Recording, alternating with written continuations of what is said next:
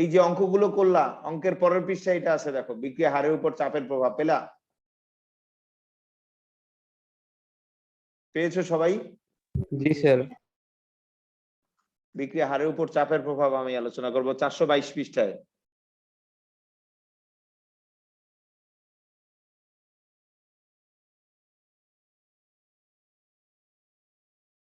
পেয়েছো সবাই? বই বের করেছো? জি স্যার পেয়েছি। জি স্যার। বিক্রিয়া হারের উপর চাপের প্রভাব, গত লেকচারে আমরা শিখেছিলাম বিক্রিয়া হারের উপর তাপের প্রভাব। এখন আমি আলোচনা করব বিক্রিয়া হারের উপর চাপের প্রভাব। ভালো করে দেখো।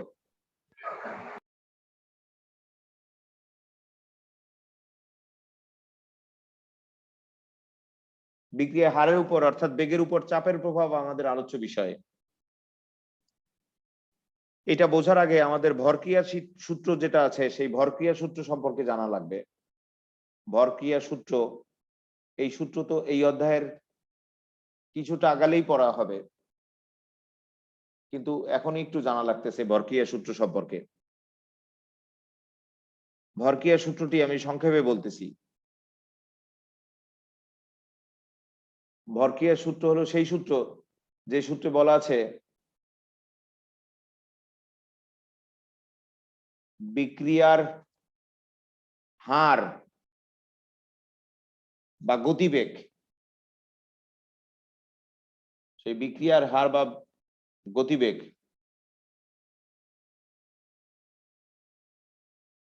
বিক্রিয়কের আংশিক চাপ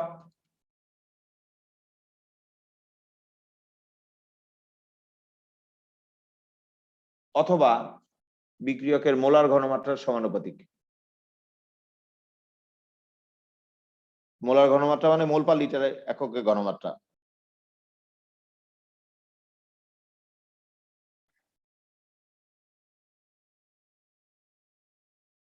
তাহলে আবার শোনো সবাই, ভরক্রিয়া সূত্রটি একটু শোনো সবাই। পরের এই অধ্যায়ের এর পরের 2-3 টপিকস পরেই এটা নিয়ে ডিটেইল আলোচনা করা হবে, আপাতত একটু মৌখিকভাবে শোনো। ভরক্রিয়া সূত্রটি শোনো। ভরক্রিয়া সূত্রটি হলো সেই সূত্র যে সূত্রে বলা আছে বিক্রিয়ার হার বা গতিবেগ বিক্রিয়কের আংশিক চাপ অথবা মোলার ঘনমাত্রার সমানুপাতিক হয়। আবার বলছি, ভরক্রিয়া সূত্রটি হলো সেই সূত্র যে সূত্রে বলা আছে বিক্রিয়ার হার বা গতিবেগ বিক্রিয়কের আংশিক চাপ বা বিক্রিয়কের মোলার ঘনমাত্রার সমানুপাতিক হয়। তার মানে বিক্রিয়কের আংশিক চাপ বা মোলার ঘনমাত্রা বাড়লে বিক্রিয়ার হার বা গতিবেগ বাড়বে, আবার বিক্রিয়কের আংশিক চাপ বা মোলার ঘনমাত্রা কমলে বিক্রিয়ার হার বা গতিবেগ কমবে। অর্থাৎ কোন বিক্রিয়া হার বা গতিবেগ বিক্রিয়কের আংশিক চাপ বা মোলার ঘনমাত্রার সমানুপাতিক হবে। এটাই হলো ভরক্রিয়া সূত্র। আর ভরক্রিয়া সূত্রে আরেকটা ব্যাপার আছে, সেটাও দেখো। একটি গ্যাসীয় বিক্রিয়া যেখানে এবি গ্যাস উভয়মুখী বিক্রিয়ায় সিডি উৎপাদ তৈরি করছে, তাও গ্যাস। এই গ্যাসীয় বিক্রিয়ার ক্ষেত্রে সাম্যাবস্থায় সাম্যধ্রুবক হবে কেপি। কেপি হলো আংশিক চাপে সাম্যধ্রুবক। এই সাম্যাবস্থায় যে গ্যাসীয় বিক্রিয়ার ক্ষেত্রে আংশিক চাপে সাম্যধ্রুবক কেপি, সেই কেপি সমান সমান উৎপাদের আংশিক চাপ, এই পি দ্বারা আংশিক চাপ বোঝানো হয়েছে, উৎপাদ পি এর আংশিক চাপ মানে পি অফ সি হলো সি এর আংশিক চাপ, আর এটা হলো উৎপাদ ডি এর আংশিক চাপ বাই বিক্রিয়কের আংশিক চাপ।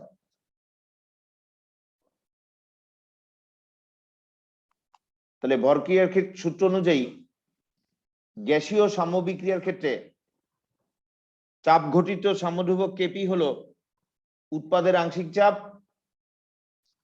বাই বিক্রিয়কের আংশিক চাপ। মুখস্থ করো সবাই।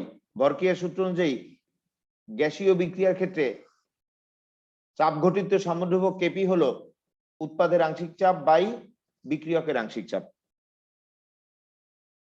এবং এক্ষেত্রে উৎপাদ এটা যদি 3টা থাকে তাহলে সূচকের নিয়মে যা গুণাকারে আছে সেটা পাওয়ার হবে। বিক্রিয়ক যদি এটা 2টা থাকে তাহলে সূচকের নিয়মে যেটা গুণাকারে আছে সেটা পাওয়ার হবে।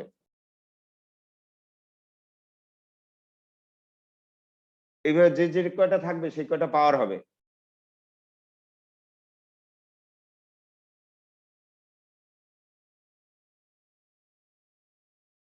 এখন শোনো, আমি আলোচনা করতেছি বিক্রিয়া হারের উপর অর্থাৎ বেগের উপর চাপের প্রভাব। আমাদের আলোচ্য বিষয় হলো বিক্রিয়া হারের উপর বা বেগের উপর চাপের প্রভাব।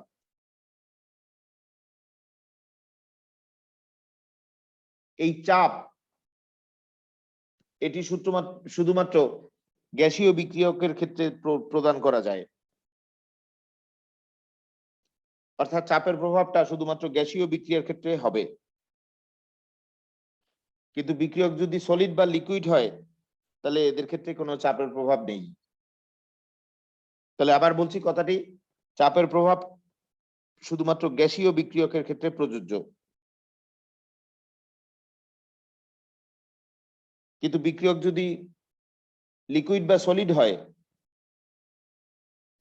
তাহলে এদের ক্ষেত্রে চাপের কোনো প্রভাব নেই। গ্যাসীয় অণুদের ক্ষেত্রে চাপ কিভাবে বাড়ায় দেখো। এই একটি সিলিন্ডার, এই সিলিন্ডারে একটি পিস্টন লাগানো আছে। এই পিস্টনটি সিলিন্ডারে গাবে ওঠানামা করতে পারে, এটি আপ ডাউন করতে পারে। আর এই পাত্রের মধ্যে গ্যাস অণু আছে।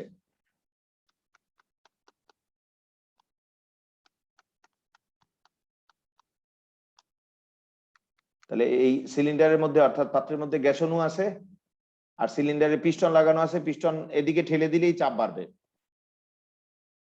দেখো এখানে যে পিস্টনটি ছিল সেই পিস্টনটি এখান থেকে ভিতরের দিকে ঠেলে দেব।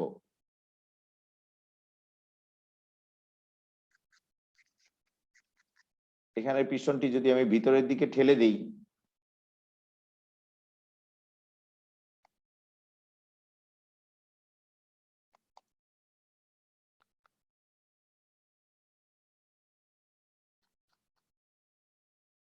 এই যে একটু আগে এই পিস্টনটা কিন্তু এখানে ছিল, এটাকে ঠেলে আমি এইদিকে এখানে নিয়ে আসছি। এর কারণে অল্প একটু জায়গায় আগের গ্যাস অণুগুলো থাকবে, অল্প একটু জায়গায়। অল্প একটু জায়গায় আগের গ্যাস অণুগুলো থাকার কারণে গ্যাসের অণুদের ঘনত্ব বেশি হবে। আর গ্যাসের অণুদের ঘনত্ব বেশি হওয়ার কারণে এদের সাথে সংঘর্ষ বেশি হবে। আর সংঘর্ষ বেশি হওয়ার কারণে বেশি সংখ্যক অণু সক্রিয়ণ শক্তি প্রাপ্ত হবে, ফলে বিক্রিয়া হার বা বেগ কি বেশি হবে। বিষয়টা আরেকবার বোঝো, আরেকবার বোঝার চেষ্টা করো সবাই।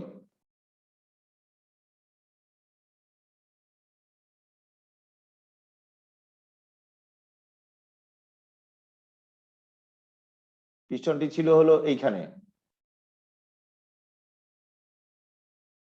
পিস্টনটিকে ঠেলে এখানে নিয়ে আসবো। এখানে নিয়ে আসার কারণে অল্প জায়গায় বেশি সংখ্যক অণু থাকবে গ্যাসের। আর গ্যাসের অল্প জায়গায় বেশি সংখ্যক অণু থাকার কারণে গ্যাসের অণুদের ঘনত্ব বেশি হবে। ঘনত্ব বেশি হওয়ার কারণে এদের সাথে সংঘর্ষ বেশি হবে। আর সংঘর্ষ থেকেই তো অণুরা সক্রিয়ণ শক্তি প্রাপ্ত হয়, তাহলে সক্রিয়ণ শক্তি প্রাপ্ত অণুর সংখ্যা বেশি হবে, ফলে বিক্রিয়া হার বা গতিবেগ বেশি হবে।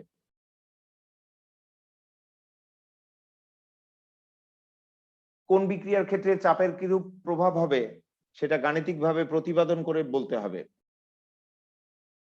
দেখো হেবার প্রণালীতে অ্যামোনিয়া সংশ্লেষণ অর্থাৎ উৎপাদন করা হয় নাইট্রোজেনের সাথে হাইড্রোজেনের সংযোজন করে।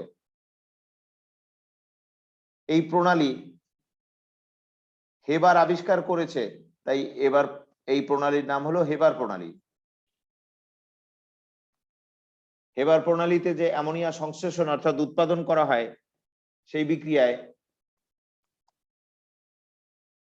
বিক্রিয়ক গ্যাস, উৎপাদ সেটাও গ্যাস। এই বিক্রিয়ার ক্ষেত্রে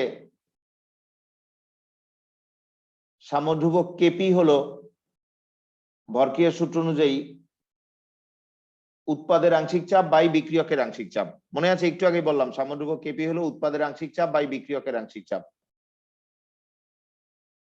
এই পি দ্বারা আংশিক চাপকে বোঝায়, ইংরেজি নাম হলো পার্শিয়াল প্রেসার। তাহলে উৎপাদের আংশিক চাপ, এটা তো দুইটা, তাহলে স্কয়ার হবে না, বাই বিক্রিয়কের আংশিক চাপ।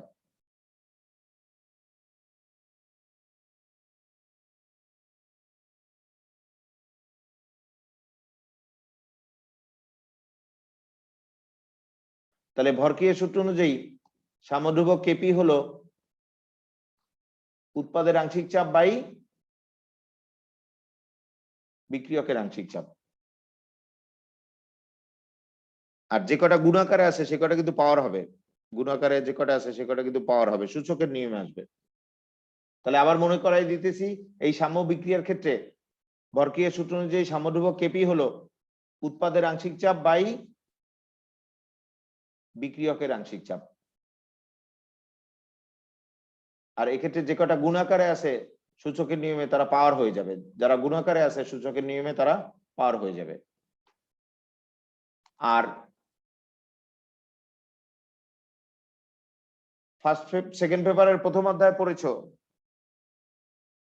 যে কোনো পদার্থের আংশিক চাপ কি?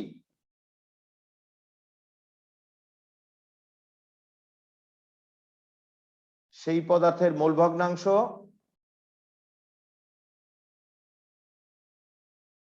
ইনটু গ্যাস মিশ্রণের মোট চাপ। এক্স দ্বারা কি মোল ভগ্নাংশ বুঝায়। তাহলে আবার বলছি, সেকেন্ড পেপারের প্রথম অধ্যায় পড়েছো যে কোনো উপাদানের আংশিক চাপ হলো সেই উপাদানের মোল ভগ্নাংশ ইনটু গ্যাস মিশ্রণের মোট চাপ।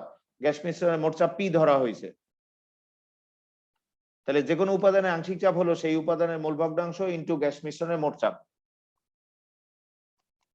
তাহলে অনুরূপভাবে বলতে পারি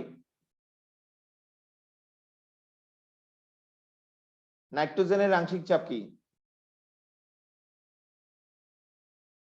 নাইট্রোজেনের মোল ভগ্নাংশ ইনটু গ্যাস মিশ্রণের মোট চাপ। অনুরূপভাবে হাইড্রোজেনের আংশিক চাপ কি? হাইড্রোজেনের মোল ভগ্নাংশ ইনটু গ্যাস মিশ্রণের মোট চাপ। এইভাবে যে কোনো উপাদানের আংশিক চাপ হলো সেই উপাদানের মোল ভগ্নাংশ ইনটু গ্যাস মিশ্রণের মোট চাপ। এখানেও দেখো, এখানেও তাই। তাহলে এই আংশিক চাপ যেগুলো আছে সেগুলোর মান এখানে বসাবো আমরা, আংশিক চাপ বসাবো এই কেপি এর সমীকরণে বসাই। তাহলে কেপি সমান সমান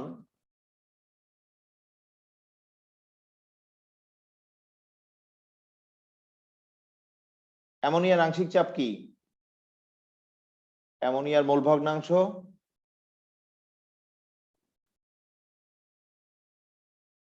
ইনটু গ্যাস মিশ্রণের মোট চাপ। এটা আবার স্কয়ারে আছে না? এইভাবে নাইট্রোজেনের আংশিক চাপ কি? নাইট্রোজেনের মোল ভগ্নাংশ ইনটু গ্যাস মিশ্রণের মোট চাপ। আবার হাইড্রোজেনের আংশিক চাপ কি? হাইড্রোজেনের মোল ভগ্নাংশ ইনটু গ্যাস মিশ্রণের মোট চাপ।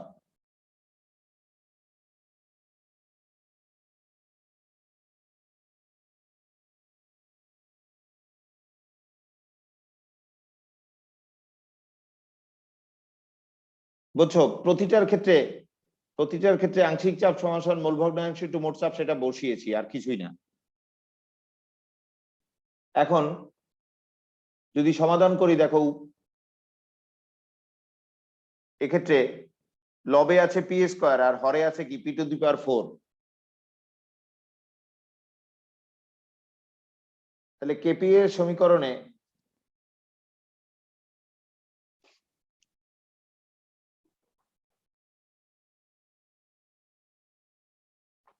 চাপ কাটাকাটি করলে চাপ থাকবে কি দেখো, অ্যামোনিয়ার মোল ভগ্নাংশের স্কয়ার, হাইড্রোজেনের মোল ভগ্নাংশ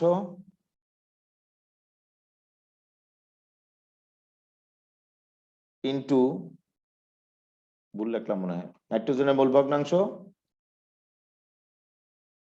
ইন্টু হাইড্রোজেনের মোল ভগ্নাংশ কি কিউব না,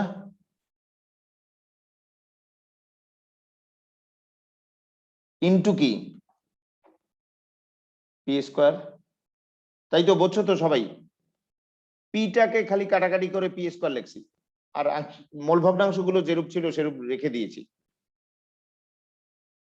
বুঝতে পেরেছো তো সবাই?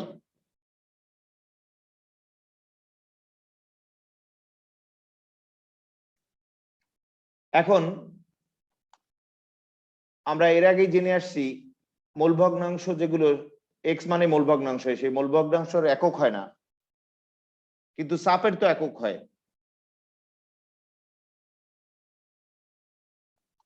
চাপ যদি অ্যাটমসফিয়ারে লেখো,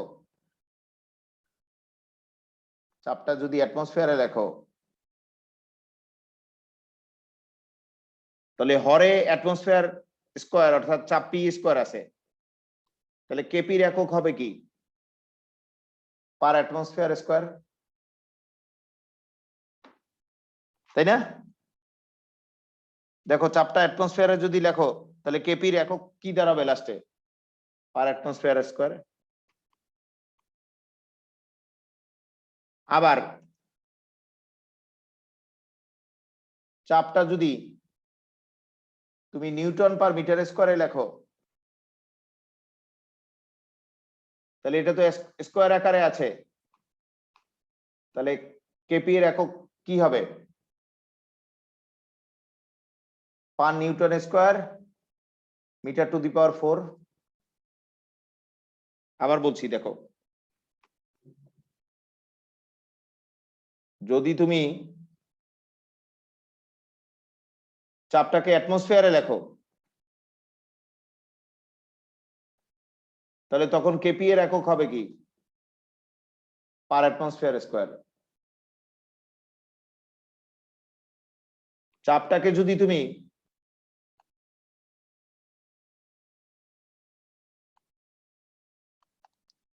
নিউটন পার মিটার স্কয়ার এককে লেখো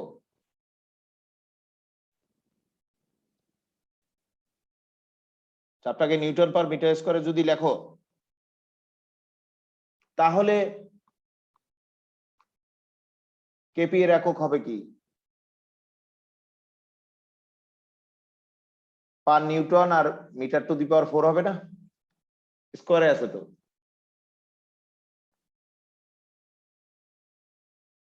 এইভাবে একক আসবে কেপি এর।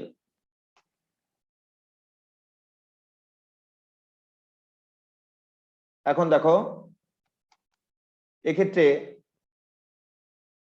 এটি তো সাম্য ধ্রুবক, ধ্রুবকের মান তো স্থির থাকতে হবে,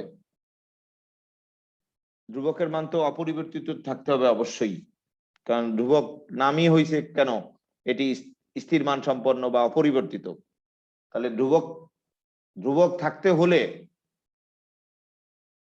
যদি তুমি চাপ বাড়াও অর্থাৎ হর বাড়াও তাহলে সেই অনুযায়ী লব বাড়তে হবে, অর্থাৎ উৎপাদিত অ্যামোনিয়ার মোল ভগ্নাংশ বাড়তে হবে, অর্থাৎ উৎপাদ বাড়তে হবে। আর উৎপাদ অ্যামোনিয়ার মোল ভগ্নাংশ কখন বাড়বে, যখন নাইট্রোজেন হাইড্রোজেনের মোল ভগ্নাংশ কমবে তখন কিন্তু উৎপাদ অ্যামোনিয়ার মোল ভগ্নাংশ বাড়বে। তাহলে আমরা আরো বলতে পারি তখন কিন্তু নাইট্রোজেন হাইড্রোজেনের মোল ভগ্নাংশ কমবে। আবার বলছি, কেপির মান ধ্রুবক থাকতে হবে অর্থাৎ স্থির থাকতে হবে। সেটা কি করে সম্ভব, যদি চাপ বাড়াও অর্থাৎ হর বাড়াও সেই অনুপাতে লবও বাড়তে হবে। এইভাবে হর বাড়লে লব বাড়লে এই কেপির মান অর্থাৎ ধ্রুবকের মান অপরিবর্তিত থাকবে। আর লব বাড়া মানে কি উৎপাদ অ্যামোনিয়ার মোল ভগ্নাংশ বাড়া অর্থাৎ উৎপাদন বাড়া। আর উৎপাদ অ্যামোনিয়ার মোল ভগ্নাংশ কখন বাড়বে? যখন নাইট্রোজেন হাইড্রোজেনের মোল ভগ্নাংশ কমবে, কারণ নাইট্রোজেন হাইড্রোজেন কমেই তো অ্যামোনিয়া উৎপন্ন হয়। তাহলে এরপর তোমরা বলো, আমি আরেকবার বলি তারপর তোমরা বলবা। এই চাপ ঘটিত সাম্যধ্রুবক কেপির মান ধ্রুবক থাকতে হলে যদি চাপ বাড়াই অর্থাৎ হর বাড়াই, তাহলে সেই অনুপাতে আবার লব বাড়তে হবে, অর্থাৎ অ্যামোনিয়ার মোল ভগ্নাংশ বাড়তে হবে। অ্যামোনিয়ার মোল ভগ্নাংশ বাড়া মানে কি? উৎপাদ বাড়তে হবে। আর অ্যামোনিয়ার মোল ভগ্নাংশ কখন বাড়বে? যখন নাইট্রোজেন ও হাইড্রোজেনের মোল ভগ্নাংশ কমবে, কারণ নাইট্রোজেন হাইড্রোজেন কমে গিয়ে কি তৈরি হয়? অ্যামোনিয়া। তাহলে বলো, তোমরা বলো, এই ধ্রুবককে ধ্রুবক থাকতে হলে যদি চাপ বাড়াই অর্থাৎ হর বাড়াই, তাহলে কি বাড়তে হবে একই অনুপাতে? বলো।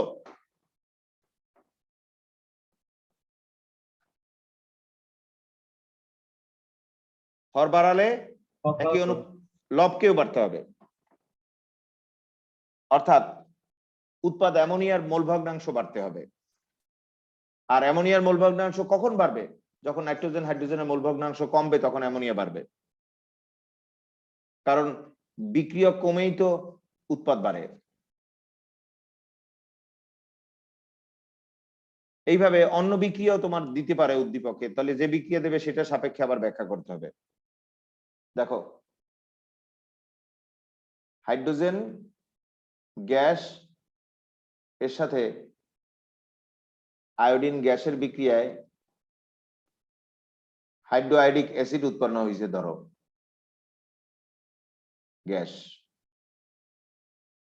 এই বিক্রিয়ার ক্ষেত্রে ভরক্রিয়ার সূত্র অনুযায়ী চাপ ঘটিত সাম্যধ্রুবক কেপি কি? উৎপাদের আংশিক চাপ বাই বিক্রিয়কের আংশিক চাপ। কিন্তু উৎপাদ দুইটা আছে না, তাই স্কয়ার হবে। উৎপাদের আংশিক চাপ বাই বিক্রিয়কের আংশিক চাপ।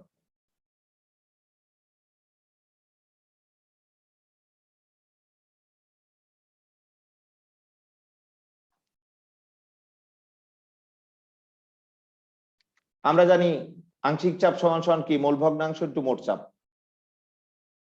একবারে লিখে ফেলি, তাহলে আংশিক চাপ সমান সমান মোল ভগ্নাংশ ইনটু মোট চাপ। হাইড্রোআয়োডিক অ্যাসিডের মোল ভগ্নাংশ ইনটু মোট চাপ হলো আংশিক চাপ, কিন্তু এটা তো স্কয়ারে আছে। অনুরূপভাবে হাইড্রোজেনের আংশিক চাপ কি? মোল ভগ্নাংশ ইনটু মোট চাপ। অনুরূপভাবে আয়োডিনের আংশিক চাপ কি? মোল ভগ্নাংশ ইনটু মোট চাপ।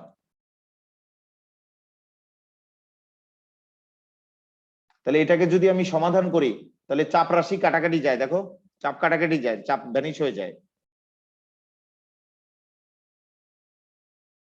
কেপি সমান সমান পাওয়া গেল কি? হাইড্রোজেন আয়োডাইডের মোল ভগ্নাংশ, এটা তো স্কয়ারে আসবে, বাই হাইড্রোজেনের মোল ভগ্নাংশ ইনটু আয়োডিনের মোল ভগ্নাংশ।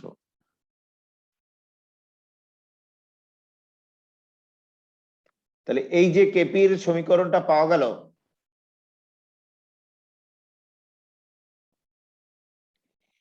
এই সমীকরণে কিন্তু চাপ রাশি নেই, চাপ রাশি কাটাকাটি গেছে। দেখো, চাপ পি রাশি কাটাকাটি গেছে, তাহলে চাপের তো কোনো একক হবে না, কারণ চাপই তো নাই।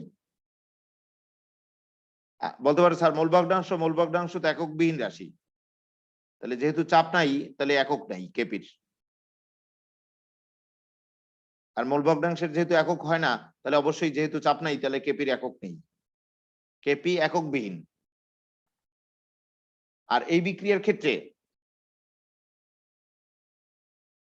যেহেতু চাপ রাশিটি নেই, তাই এই বিক্রিয়ার ক্ষেত্রে চাপের কোনো প্রভাব নেই। প্রয়োজনে আবার বলছি, দেখো, যেহেতু চাপ রাশিটি নেই তাই এই বিক্রিয়ার ক্ষেত্রে চাপের কোনো প্রভাব নেই। পড়ো, বই ধরে পড়ো, এখানটাতে বই ধরে পড়ো, না বুঝলে বলবা, আমি সময় দিচ্ছি। 2 মিনিট সময় পেলা, বিক্রিয়া হারের উপর চাপের প্রভাব বই ধরে পড়ে আমাকে জিজ্ঞেস করবা, এখনই পড়ো।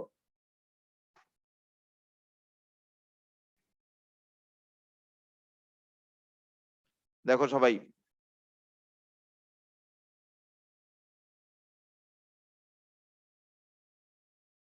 বিক্রিয়কের ঘনমাত্রার প্রভাবটা দেখো বিক্রিয়া হারের উপর। বিক্রিয়া হারের উপর বিক্রিয়কের ঘনমাত্রার প্রভাব আমাদের আলোচ্য বিষয়। আমরা একটু আগে জানলাম ভরকিয়ার সূত্র অনুযায়ী বিক্রিয়কের ঘনমাত্রা বাড়লে কি বিক্রিয়া হার বা বেগ বাড়ে, আবার ঘনমাত্রা কমলে কি বিক্রিয়া হার বা বেগ কমে। অর্থাৎ বিক্রিয়া হার বা বেগ কি বিক্রিয়কের ঘনমাত্রার সমানুপাতিক। কিন্তু এই যে একটা বিক্রিয়া দেখো, সোডিয়াম থায়োসালফেটের সাথে হাইড্রোক্লোরিক অ্যাসিডের বিক্রিয়ায় সলিড সালফার তৈরি হয়েছে, অর্থাৎ সালফারের অদক্ষেপ তৈরি হয়েছে। এই অদক্ষেপ তো হলুদ অদক্ষেপ, সলিড সালফারে হলুদ অদক্ষেপ তৈরি হয় এখানে।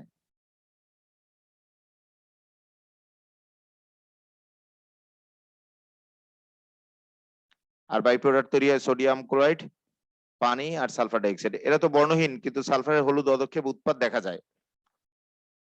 তাহলে সোডিয়াম থায়োসালফেটের সাথে হাইড্রোক্লোরিক অ্যাসিডের বিক্রিয়ায় যে বিক্রিয়াটা ঘটে, সেই বিক্রিয়াটা সহজেই উপলব্ধি করা যায় বা দেখা যায়, কারণ এক্ষেত্রে বিক্রিয়ক যারা আছে তারা বর্ণহীন।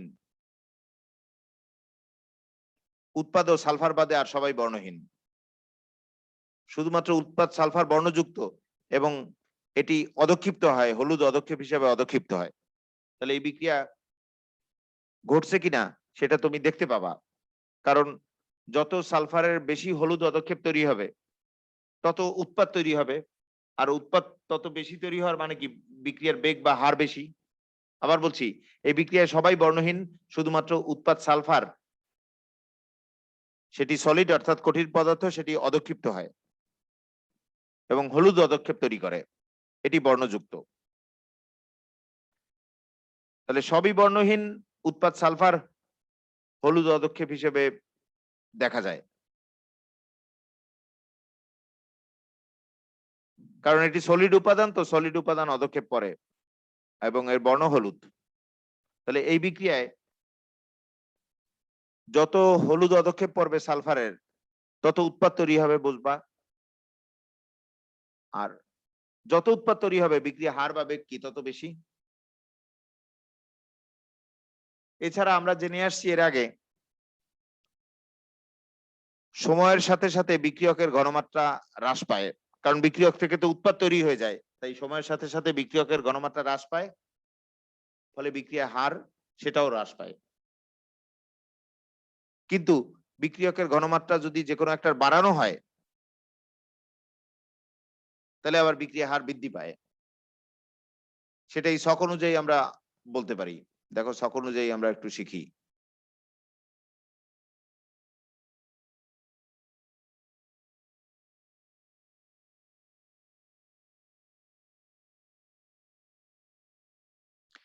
এক্ষেত্রে এই সারণীতে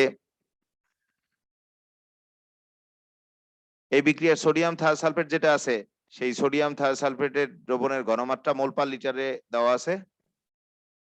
এছাড়া নিচে দেওয়া আছে সালফারের যে অদক্ষেপ, সেই অদক্ষেপের সমাপ্তিকাল সেকেন্ডে দেওয়া আছে, অর্থাৎ অদক্ষেপণ শেষ হইতে যে সময় লাগবে সেটাকে কি বলা হয়, অদক্ষেপণের সমাপ্তিকাল, সেটা সেকেন্ডে দেওয়া আছে। আবার বলছি, এখানে দেওয়া আছে বিক্রিয়ক সোডিয়াম থায়োসালফেট দ্রবণের ঘনমাত্রা মোল পার লিটার এককে, আর সেই অনুযায়ী অদক্ষেপণের সমাপ্তিকাল সেকেন্ডে দেওয়া আছে। এখানে অদক্ষেপণের সমাপ্তিকাল মানে কি, তলানি পড়ার সমাপ্তিকাল সেকেন্ডে দেওয়া আছে। কোন তলানি বা অদক্ষেপ? এই সালফারের যে হলুদ অদক্ষেপ। তাহলে সোডিয়াম থায়োসালফেটের ঘনমাত্রা বাড়ায় বাড়ায় সালফারের হলুদ অদক্ষেপ হওয়ার শেষ কাল অর্থাৎ সমাপ্তিকাল নির্ণয় করা হয়েছে এখানে। তাই এখানে বসানো হয়েছে সোডিয়াম থায়োসালফেটের ঘনমাত্রা মোল পার লিটার, আর সেই অনুযায়ী অদক্ষেপণের সমাপ্তিকাল অর্থাৎ শেষ হওয়ার কাল সেকেন্ডে বসানো আছে।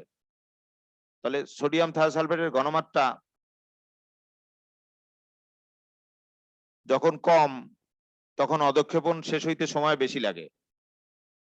ঘনমাত্রা বাড়ালে কি আরো তাড়াতাড়ি অধঃক্ষেপ পড়ে। অধঃক্ষেপণের সমাপ্তিকাল কিন্তু কমে গেছে। ঘনমাত্রা আরো বাড়াও, অধঃক্ষেপণের সমাপ্তিকাল আরো কমছে। ঘনমাত্রা আরো বাড়ালে অধঃক্ষেপণের সমাপ্তিকাল কি আরো কমে। ঘনমাত্রা আরো বাড়ালে অধঃক্ষেপণের সমাপ্তিকাল কি আরো কমে।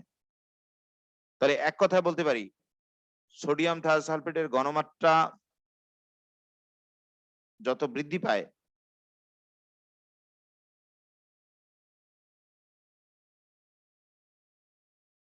অধঃক্ষেপণের সমাপ্তিকাল অর্থাৎ অধঃক্ষেপ তৈরির শেষ সময়টা তত কম লাগে, অর্থাৎ তত তাড়াতাড়ি অধঃক্ষেপ পড়ে।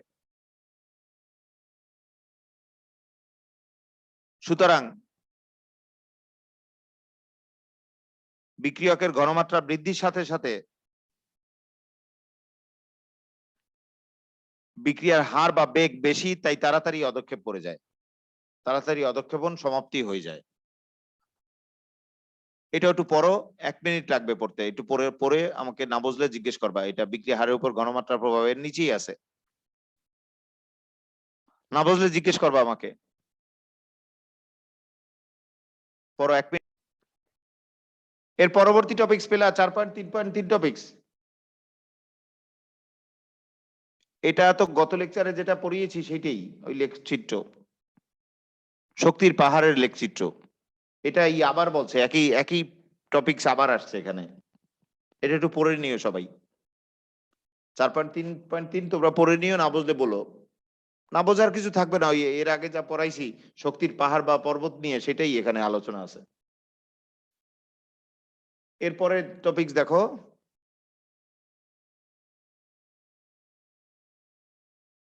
চার পয়েন্ট 4 টপিকস পেলা। এটা আমি এখন আলোচনা করব 4.3.4 টপিকস।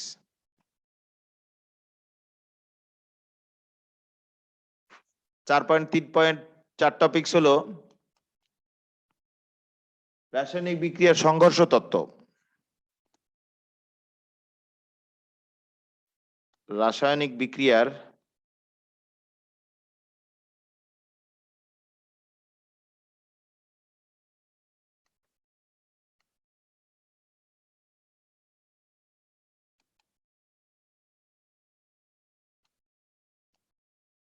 সংঘর্ষ তত্ত্ব।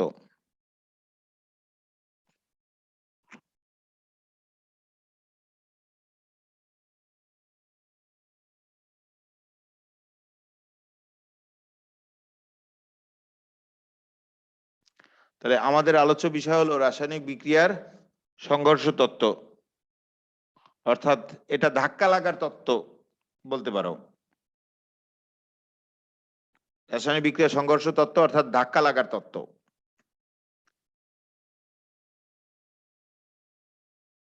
এই যে সংঘর্ষ তত্ত্বটি, সেই সংঘর্ষ তত্ত্বটি প্রথমে গ্যাসীয় দ্বিআণবিক বিক্রিয়ার ক্ষেত্রে প্রযোজ্য ছিল,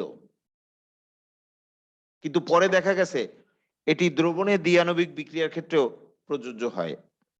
বলতে পারো স্যার দ্বিআণবিক বিক্রিয়া কি? যে বিক্রিয়ায় বিক্রিয়কের 2 অণু অংশগ্রহণ করে তাকে বলে দ্বিআণবিক বিক্রিয়া। তাহলে আবার বলছি, সংঘর্ষ তত্ত্বটি প্রথমে গ্যাসীয় দ্বিআণবিক বিক্রিয়ার ক্ষেত্রে প্রযোজ্য ছিল, কিন্তু পরে দেখা গেছে এই তত্ত্বটি দ্রবণে যে দ্বিআণবিক বিক্রিয়া আছে তার জন্য, সেটার জন্য প্রযোজ্য। সংঘর্ষ তত্ত্ব অনুযায়ী বিক্রিয়া সংঘটনের জন্য অর্থাৎ ঘটবার জন্য কয়েকটি শর্ত পূরণ করতে হবে। 1 নম্বর শর্ত হলো বিক্রিয়ক অণু পরমাণু বা আয়ন যারা আছে তাদের মধ্যে সংঘর্ষ হতে হবে, অর্থাৎ ধাক্কা লাগতে হবে। 2 নম্বর শর্ত হলো সংঘর্ষ হলেই হলো না, সংঘর্ষটা নির্দিষ্ট ন্যূনতম শক্তি সহযোগে অর্থাৎ জোরে হতে হবে, যাতে পুরাতন বন্ধন ভেঙে গিয়ে নতুন বন্ধন গড়ে উঠতে পারে। আর 3য় শর্ত হলো সংঘর্ষটা নির্দিষ্ট দিকবিন্যাস সহযোগে হতে হবে, অর্থাৎ নির্দিষ্ট দিক দিয়েই হতে হবে।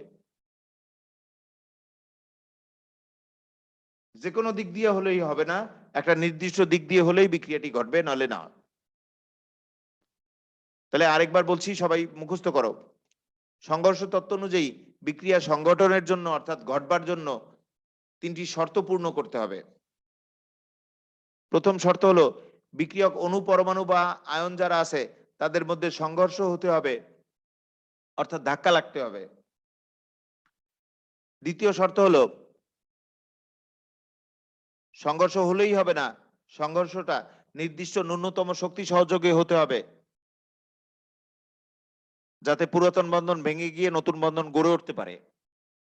আর তৃতীয় শর্ত হলো সংঘর্ষটা যে কোনো দিক থেকে হলে হবে না, সংঘর্ষটা নির্দিষ্ট দিকবিন্যাস সহযোগে হতে হবে। তাহলে মুখস্থ করো সবাই। সংঘর্ষ তত্ত্ব অনুযায়ী বিক্রিয়া সংগঠনের তিনটা শর্ত আছে। প্রথম শর্ত হলো বিক্রিয়ক অণু, পরমাণু বা আয়নের মধ্যে সংঘর্ষ হতে হবে। দ্বিতীয় শর্ত হলো সংঘর্ষ হলেই হলো না, সংঘর্ষটি একটি নির্দিষ্ট দিকবিন্যাস সহযোগে হতে হবে। ভুল বললাম, সংঘর্ষটি একটি ন্যূনতম শক্তি সহযোগে জোরে হতে হবে, যাতে পুরাতন বন্ধন ভেঙে গিয়ে নতুন বন্ধন গড়ে উঠতে পারে। আর তৃতীয় শর্ত হলো সংঘর্ষটি একটি নির্দিষ্ট দিকবিন্যাস সহযোগে হতে হবে, যে কোনো দিকে হলে হবে না, নির্দিষ্ট দিকেই হতে হবে। মুখস্থ করো সবাই। সংঘর্ষ তত্ত্ব অনুযায়ী বিক্রিয়া সংগঠনের জন্য তিনটা শর্ত পূর্ণ করতে হবে। প্রথম শর্ত হলো বিক্রিয়ক অণু, পরমাণু বা আয়নের মধ্যে সংঘর্ষ হতে হবে। দ্বিতীয় শর্ত হলো সংঘর্ষ হলেই হলো না, সংঘর্ষটি একটি নির্দিষ্ট ন্যূনতম শক্তি সহযোগে জোরে হতে হবে, যাতে পুরাতন বন্ধন ভেঙে গিয়ে নতুন বন্ধন গড়ে উঠতে পারে। তৃতীয় শর্ত হলো সংঘর্ষটি নির্দিষ্ট দিকবিন্যাস সহযোগে হতে হবে, যে কোনো দিক দিয়ে হলে হবে না, নির্দিষ্ট দিকেই হতে হবে। আর তোমাদের জানা আছে যখন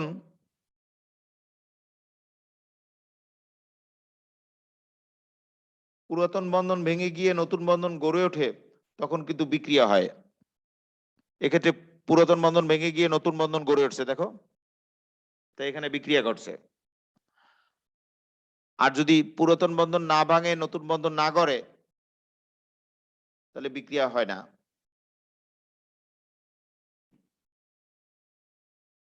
এক্ষেত্রে যা ছিল তাই আছে, কিন্তু বিক্রিয়ক যা, উৎপাদও তাই। তাহলে এক্ষেত্রে কিন্তু বিক্রিয়া ঘটে নেই, যা ছিল তাই আছে। পুরাতন বন্ধন ভাঙে নাই, নতুন বন্ধন গড়ে নাই, কিন্তু এক্ষেত্রে পুরাতন বন্ধন ভেঙে নতুন বন্ধন গড়ে উঠছে, তাই এক্ষেত্রে বিক্রিয়া ঘটছে। তাহলে বিক্রিয়া ঘটতে হলে পুরাতন বন্ধন ভেঙে নতুন বন্ধন গড়তে হবে। এখন দেখো এই চিত্র, দেখো সবাই,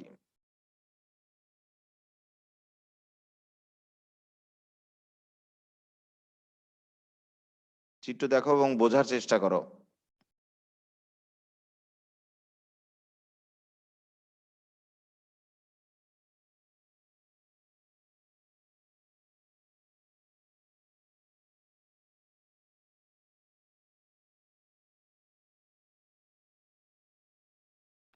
দেখো ভালো করে সবাই।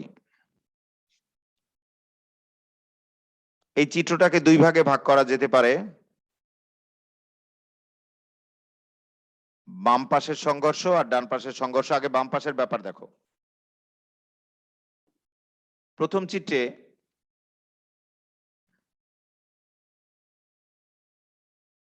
বিক্রিয়ক যে দুইটা অণু আছে তাদের মধ্যে সংঘর্ষ হয়েছে, কিন্তু এটি ধীর গতিতে আস্তে সংঘর্ষ হয়েছে। ফলে সংঘর্ষের পরে এরা আবার ধাক্কা লেগে ফিরে গেছে। এক্ষেত্রে সংঘর্ষের আগে যা ছিল পরেও আছে, তাই দেখো আগের পরে, সংঘর্ষে আগের পরে একই জিনিস আছে। পুরাতন বন্ধন ভাঙে নাই, নতুন বন্ধন গড়ে নাই, তো এটা ব্যর্থ সংঘর্ষ। আর ডানে যে সংঘর্ষ হয়েছে দেখো, ডানের সংঘর্ষটা দেখো, ডান দিকে এ বি এর সাথে সি এর দ্রুত গতিতে জোরে সংঘর্ষ হয়েছে, ফলে পুরাতন বন্ধন ভেঙে গিয়ে নতুন বন্ধন গড়ে উঠছে। অর্থাৎ বিক্রিয়া ঘটছে, তাই ডান দিকের সংঘর্ষটা হলো সার্থক সংঘর্ষ। আবার বলছি, বামে যে সংঘর্ষটি ঘটেছে সেই সংঘর্ষটি আবার দেখো। বামের সংঘর্ষের ক্ষেত্রে দেখো, বামের সংঘর্ষটিতে এবি এর সাথে সি এর সংঘর্ষ ঘটছে, কিন্তু এটি ধীরগতিতে আস্তে ঘটছে, ফলে এরা ধাক্কা লেগে আবার ফিরে গেছে।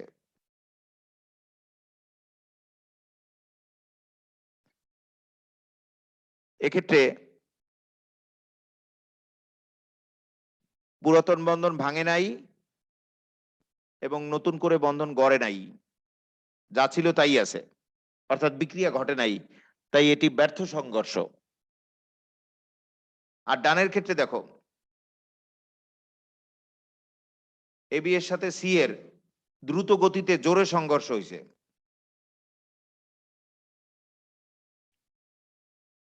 দ্রুত গতিতে জোরে সংঘর্ষ হওয়ার কারণে পুরাতন বন্ধন ভেঙে গিয়ে নতুন বন্ধন গড়ে উঠছে, অর্থাৎ বিক্রিয়া ঘটছে।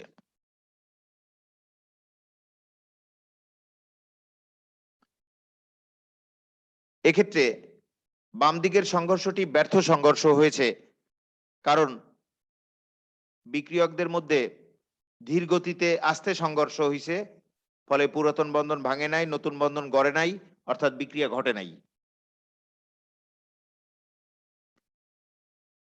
ফলে সংঘর্ষটি ব্যর্থ। আর ডান দিকে সার্থক সংঘর্ষ হয়েছে, এক্ষেত্রে বিক্রিয়কদের মধ্যে দ্রুত গতিতে জোরে সংঘর্ষ হয়েছে, ফলে পুরাতন বন্ধন ভেঙে গিয়ে নতুন বন্ধন গড়ে উঠছে, তাই এই সংঘর্ষটি কি সার্থক। তাহলে এই দুই চিত্র থেকে আমরা বলতে পারি সংঘর্ষ হলেই হলো না, সংঘর্ষটি নির্দিষ্ট ন্যূনতম শক্তি সহযোগে জোরে হতে হবে, যাতে পুরাতন বন্ধন ভেঙে গিয়ে নতুন বন্ধন গড়তে পারে, অর্থাৎ বিক্রিয়া ঘটে। আবার বলছি, এই চিত্র দুটো থেকে আমরা বলতে পারি সংঘর্ষ হলেই হলো না, সংঘর্ষটি নির্দিষ্ট ন্যূনতম শক্তি সহযোগে জোরে হতে হবে, যাতে পুরাতন বন্ধন ভেঙে গিয়ে নতুন বন্ধন গড়ে উঠতে পারে।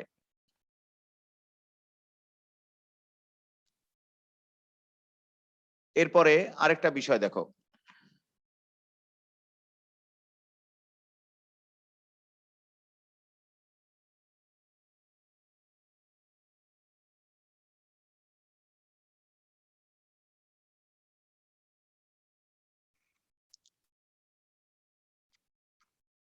এক্ষেত্রে দেখো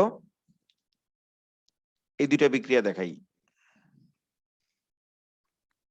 ক্লোরিন অণু, সেই ক্লোরিন অণু তো একজোড়া ইলেকট্রনের মাধ্যমে বন্ধনে আবদ্ধ থাকে, দুইটা ক্লোরিন পরমাণু, সেই দুইটা ক্লোরিন পরমাণুর মধ্যে একটা বন্ধন মানে কি এক যুগল ইলেকট্রন, সেই বন্ধন ইলেকট্রন যুগল এইচ নিউ অর্থাৎ আলোর প্রভাবে ভেঙে যাবে, ফলে বেজোড় ইলেকট্রন বিশিষ্ট ক্লোরিন পরমাণু তৈরি হবে। এই বিজোড় ইলেকট্রন বিশিষ্ট অধিক সক্রিয় ক্লোরিন পরমাণুকে বলা হয় ক্লোরিন মুক্তমূলক। তাহলে এখান থেকে আমি বলতে পারি ক্লোরিন অণু এটি একক বন্ধনে আবদ্ধ, এই একটা বন্ধন মানে এক যুগল ইলেকট্রন শেয়ার হয়েছে, এই বন্ধনটি আলোর প্রভাবে ভেঙে যায়, ফলে বেজোড় ইলেকট্রন বিশিষ্ট ক্লোরিন পরমাণু তৈরি হয়, অর্থাৎ ক্লোরিন মুক্তমূলক তৈরি হয়। তৈরি হওয়া ক্লোরিন মুক্তমূলক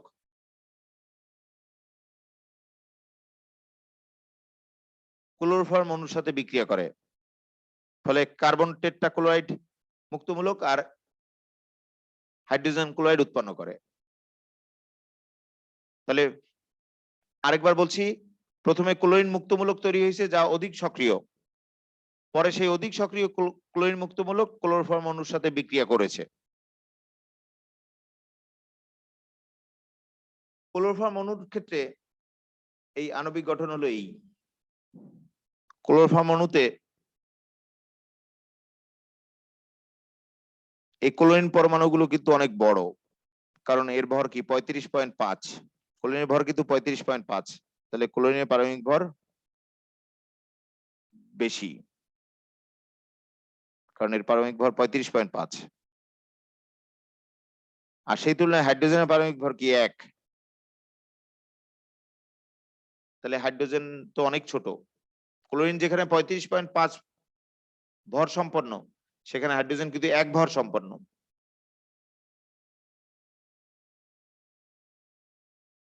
তাহলে ক্লোরিনের তুলনায় হাইড্রোজেন অনেক ছোট আকারের পরমাণু।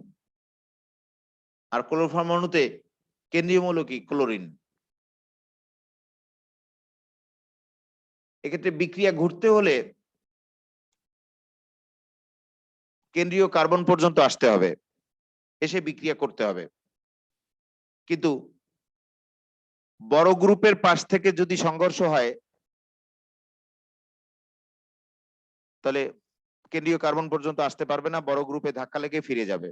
বড় গ্রুপের পাশ থেকে সংঘর্ষ হলে কেন্দ্রীয় কার্বন পর্যন্ত আসতে পারবে না, ধাক্কা লেগে ফিরে যাবে। বড় গ্রুপের পাশ থেকে সংঘর্ষ হলে কেন্দ্রীয় কার্বন পর্যন্ত আসতে পারবে না, ধাক্কা লেগে ফিরে যাবে। এক্ষেত্রে সংঘর্ষ হতে হলে ছোট গ্রুপের পাশ থেকে আসতে হবে, ফলে কেন্দ্রীয় কার্বন পর্যন্ত আসতে পারবে, এসে কেন্দ্রীয় কার্বনের বন্ধন ভেঙে নতুন বন্ধন গড়তে পারবে, অর্থাৎ বিক্রিয়া ঘটাতে পারবে। তাহলে দেখো আবার প্রয়োজনে ক্লোরোফর্ম অণুতে ক্লোরিনের ভর 35.5 আর হাইড্রোজেনের ভর 1।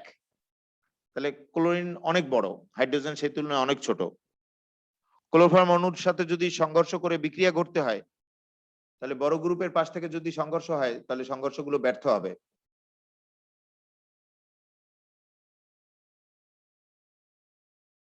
ফলে এই যে বড় গ্রুপের পাশ দিয়ে যে সংঘর্ষ, তাতে যারা সংঘর্ষ করেছে তারা কেন্দ্রীয় কার্বন পর্যন্ত আসতে পারে নাই, বড় গ্রুপে ধাক্কা লেগে ফিরে গেছে। কিন্তু ছোট গ্রুপের পাশ দিয়ে যদি সংঘর্ষ হয়, তাহলে সেক্ষেত্রে ছোট গ্রুপের পাশ দিয়ে যেহেতু ফাঁকা জায়গা আছে, তাই কেন্দ্রীয় কার্বন পর্যন্ত আসতে পারবে, এসে পুরাতন বন্ধন ভেঙে নতুন বন্ধন গড়তে পারবে, ফলে বিক্রিয়া ঘটবে। তাহলে এ দ্বারা আমরা কি বুঝি? সংঘর্ষটা হলেই হলো না, সংঘর্ষটা নির্দিষ্ট দিক বিন্যাস সহযোগে হতে হবে। কোন দিক বিন্যাস সহযোগে? যেদিকে ছোট গ্রুপ আছে, ছোট গ্রুপের দিক দিয়ে সংঘর্ষ হলেই কেন্দ্রীয় কার্বন পর্যন্ত বিক্রিয়ক আসতে পারবে, ফলে কেন্দ্রীয় কার্বনের পুরাতন বন্ধন ভেঙে নতুন বন্ধন গড়তে পারবে এবং বিক্রিয়া ঘটবে। আর এক্ষেত্রে বড় গ্রুপ থাকার কারণে যে বাধা সৃষ্টি হয়েছে, এটাকে বলা হয় স্থানিক বাধা বা স্টিয়ারিক বাধা বা ভিড়জনিত বাধা। তাহলে বড় গ্রুপের বাধা আছে 3 দিকে, তাই এদিক দিয়ে সংঘর্ষ হলে বিক্রিয়া হবে না। আর বাধা নেই একদিকে, যেদিক দিকে ছোট গ্রুপ আছে সেদিক দিয়ে সংঘর্ষ হলে বিক্রিয়া হবে। তাহলে সংঘর্ষ হলেই হলো না, সংঘর্ষটা নির্দিষ্ট দিক বিন্যাস সহযোগে হতে হবে। কোন দিক বিন্যাস সহযোগে? ছোট গ্রুপের দিক দিয়ে। এই যে এখানে আবার দেখাইছে চিত্র দিয়ে, দেখো ক্লোরোফর্ম অণুকে সক্রিয় ক্লোরিন মুক্তমূলক আক্রমণ করছে বড় গ্রুপের দিক দিয়ে। বড় গ্রুপের দিক দিয়ে আক্রমণ করার কারণে কেন্দ্রীয় কার্বন পর্যন্ত আসতে পারে নাই, ফলে বিক্রিয়া ঘটে নাই। আর এক্ষেত্রে কি সক্রিয় ক্লোরিন মুক্তমূলক ক্লোরোফর্ম অণুকে আক্রমণ করছে কোন দিক দিয়ে? ছোট গ্রুপের হাইড্রোজেনের দিক দিয়ে, ফলে কেন্দ্রীয় কার্বন পর্যন্ত আসতে পারবে এবং বিক্রিয়া ঘটবে। তাহলে বড় গ্রুপের পাশ দিয়ে কেন্দ্রীয় কার্বন পর্যন্ত আসতে পারে নাই, তাই বড় গ্রুপের পাশ থেকে বিক্রিয়া ঘটে নাই। আর ছোট গ্রুপের পাশ থেকে আসলে কেন্দ্রীয় কার্বন পর্যন্ত আসতে পারবে, ফলে বিক্রিয়া ঘটবে। তাহলে বিক্রিয়াটি অর্থাৎ সংঘর্ষটি নির্দিষ্ট দিক বিন্যাস সহযোগে হতে হবে। কোন দিক বিন্যাস সহযোগে? যেদিকে ছোট গ্রুপ আছে। এই দুইটা বিক্রিয়া আমাদের প্রয়োজন পড়ে না, এই দুইটা বিক্রিয়া বই থেকে কেটে দাও তো, এই দুইটা বিক্রিয়া বাদ দিয়ে দাও, বাদ দিয়ে পড়ো। সবাইকে 3 মিনিট সময় দেওয়া হলো, পড়ো, পড়ে ক্লাস থেকে বেরোবা। অনেকে ক্লাস থেকে বেরোয় গেছে, দেখো রেকর্ড ক্লাস দেই কিনা দেখো। এই দুইটা বিক্রিয়া বাদ দিচ্ছ সবাই? জি স্যার। হ্যাঁ, পড়ো, পড়ে তারপর জিজ্ঞেস করে তারপর বেরোবা। 3 মিনিট সময় পেলা, তারপর ক্লাস শেষ। তাহলে এই টপিকসটা পড়ো সবাই ধরে ধরে, 4.3.4, তারপর আমাকে জিজ্ঞেস করবা, তারপর ক্লাস থেকে বেরোবা।